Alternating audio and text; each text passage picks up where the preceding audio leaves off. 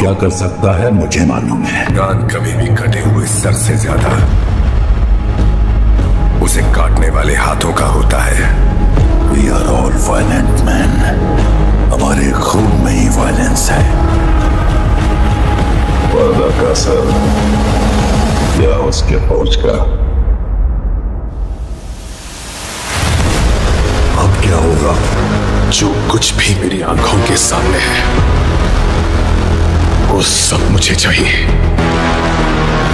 एक सवाल जो तुमने कभी नहीं पूछा, ना मैंने अपनी तरफ से कुछ पता, आज बताने का वक्त। হ্যালো বন্ধুরা, চলে আসলাম সালার পার্ট 2 নিয়ে। আর বেশি দিন অপেক্ষা করতে হবে না সালার পার্ট 2 মুভি নিয়ে। খুব শীঘ্রই আসছে সালার পার্ট 2 এবং এই মুভি কোথায় পাবেন এবং কিভাবে ডাউনলোড করবেন সেটাই দেখাবো। নতুন নতুন ভিডিও পেতে চ্যানেলটাকে সাবস্ক্রাইব করুন।